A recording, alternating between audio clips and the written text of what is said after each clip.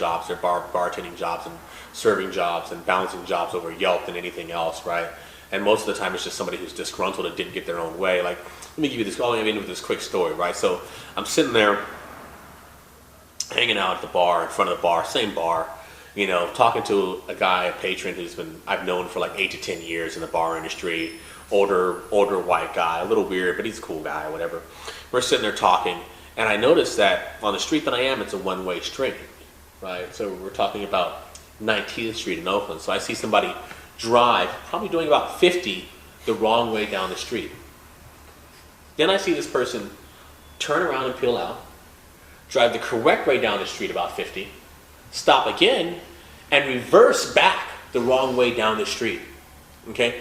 They park about, I don't know, probably about 20 to 30 yards from the bar, right? So now I'm looking at him and I'm like, what the hell? And the guy asked me, he's like, is that person coming in? I was like, so we'll wait to see, but like most likely not, dude, because you've already drove the wrong way down the street twice, like speeding. So then I look over at the car, I'm kind of keeping an eye out, and I see the guy's like smoking something in his car, and it's not a cigarette.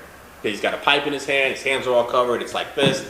And I'm like, what the heck's he smoking in the car, right? So then the doors open up and the wind's blowing this way, blowing the way that I'm sitting, and I'm like, that's not marijuana that he's smoking, right? So he's smoking, I'm like, smells like methamphetamine. So then he walks up to the bar, straggling to the bar and zigzagging, ping-ponging as I call it, you know.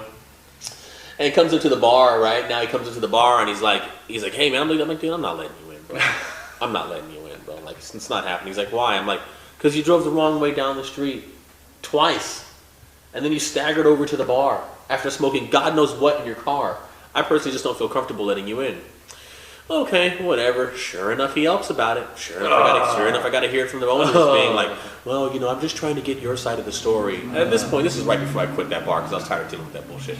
So I told him directly, I said, you know, dude, if you don't trust me to have the job and to make the decisions and to make the calls, then you shouldn't have me at the door. Oh, it's not that, Kewesi. No, it's definitely not that. You know, we definitely trust you. I just wanted to get you. I'm like, there is no side. There is no other side of the story. Yeah. There's just my side. And if you don't trust me to do my job and to see this guy driving, he's like, well, you know, maybe he said he was looking for the bar and he couldn't find it. I was like, yeah, but he shouldn't have peeled out and drove about 50 in a 25-mile-an-hour zone. Yeah, well, I'm looking for signs of intoxication. He showed several. Several. But just an interesting note, guys. Like, closing the bar is a rough time. All right, guys. Stay nice.